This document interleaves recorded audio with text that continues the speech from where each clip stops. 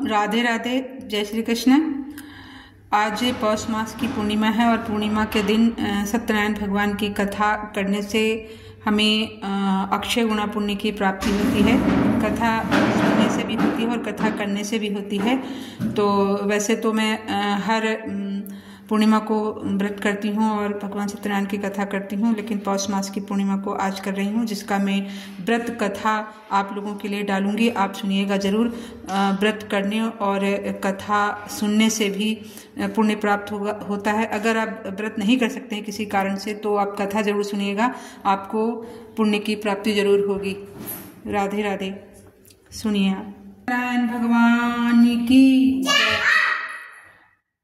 सत्यनारायण भगवान की कथा का पहला अध्याय। एक समय नैमिषारण्य तीर्थ में शौनक आदि 88,000 ऋषियों ने श्री सूत जी से पूछा, हे प्रभु, इस कलयुग में वेद विद्या रहित मनुष्यों को प्रभु भक्ति किस प्रकार मिलेगी तथा उनका उद्धार कैसे होगा? इसलिए हे मुनिश्रेष्ठ, कोई ऐसा तप कहिए जिससे थोड़े समय में पुण्य प्राप्त होवे तथा मनवांछित फल मिले। वह कथा सुनने की हमारी इच्छा है। सर्वशास्त्र ज्ञाता श्री सूत जी बोले, हे वैष्णव में पूज्य, आप सबने प्राणियों के लिए हित की बात पूछी है। अब मैं उस श्रेष्ठ व्रत को आप लोगों से कहूँगा जिस व्रत को नारद जी ने लक्ष्मी नारायण से पूछा था और लक्ष्मीपति ने मुनि श्रेष्ठ नारद जी से कहा था, सो ध्यान से सुनो।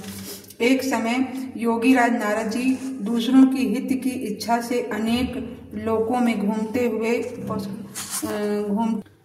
मृत्यु लोक में आ पहुंचे। यहाँ अनेक योनियों में जन्मे हुए प्राय सभी मनुष्यों को अपने कर्मों द्वारा अनेकों दुखों से पीड़ित देखकर सोचा, किस यत्न के करने से निश्चय ही में वेद विद्या रहित मनुष्यों को प्रभु भक्ति किस प्रकार मिलेगी तथा उनका उद्धार कैसे होगा। इसलिए हे मनुश्रेष्ठ, कोई ऐसा तप कहिए जिससे थोड़े समय में पुण्य प्राप्त हुए तथा मनवांछित फल मिले।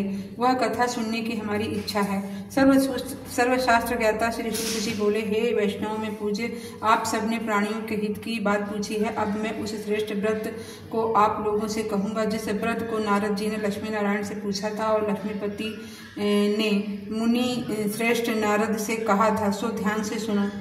एक समय योगी राज नारद जी दूसरों के हित की इच्छा से अनेक लोकों में घूमते हुए मृत्यु लोक में आ पहुंचे। यहाँ अनेक योनियों में जन्मे हुए प्राय सभी मनुष्यों को अपने कर्मों द्वारा अनेकों दुखों से पीड़ित देखकर सोचा कि किस यत्न के करने से निश्चय ही प्राणियों के दुखों का नाश हो सकेगा।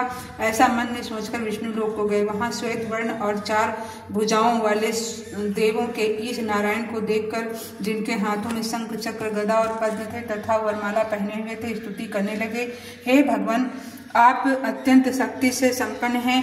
मन तथा वाणी भी आपको नहीं पा सकती है। आपका आदि मध्य अंत नहीं है, इसलिए निर्गुण स्वरूप सृष्टि के आदिभूति व भक्तों के दुखों को नष्ट करने वाले हो।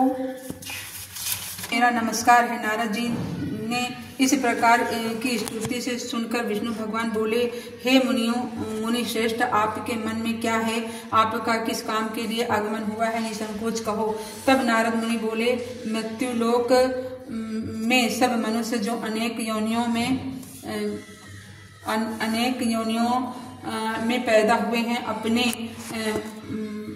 अपने कर्मों के द्वारा अनेक प्रकार के दुखों से दुखी हो रहे हैं। हे नाथ, मुझ पर दया रखते हो तो बतलाइए कि उन मनुष्यों के सब दुख थोड़े से ही प्रयत्न से कैसे दूर हो सकते हैं। श्री भगवान बोले कि हे नारद, मनुष्यों की भलाई के लिए तुमने बहुत अच्छी बात पूछी है। जिस काम के करने से मनुष्य मोह से छूट जाता है, वह मैं कहता हूँ सुनो। बहुत पुण्य देने वाला स्वर्ग तथा मृत्यु लोक में दोनों में दुर्लभ एक उत्तम व्रत आज मैं प्रेम होकर तुमसे कहता हूँ। सत्यनारायण का यह व्रत अच्छी तरह विधि पूर्वक करके मनुष्य आयु पर्यंत यहाँ सुख भोग कर मरने पर मोक्ष को प्राप्त होता है।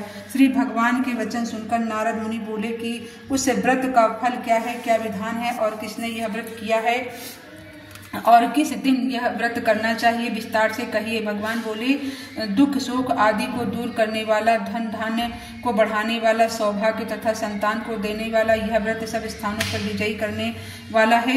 भक्ति और श्रद्धा के साथ किसी भी दिन मनुष्य सत्यनारायण श्री सत्यनारायण की शाम के समय ब्राह्मणों और बंधुओं के साथ धर्मपरायण होकर पूजा करे। भक्ति भाव से नैवेद्य केले का फल, घी, दूध और गेहूं तथा चूर्ण सवाया लेवे। गेहूं के अभाव में साठी का चूर्ण, शक्कर तथा गुड़ लेवे और सब प्रकार भक्षण योग्य पदार्थ जमा करा के भगवान के अर्पण कर देवे तथा बंधुओं सहित ब्राह्मण को भोजन करावे। पश्चात स्वयं भोजन करे, नृत्य गीत आदि का आचरण कर सत्यनारायण भगवान का स्मरण करता हुआ समय व्यतीत करे। इस तरह व्रत करने पर मनुष्यों की इच्छा निश्चय पूरी होती है। विशेषकर कलकाल में भूमि पर यही मोक्ष का सरल उपाय है। दूसरा अध्याय। अब दूसरा अध्याय सुनिएगा।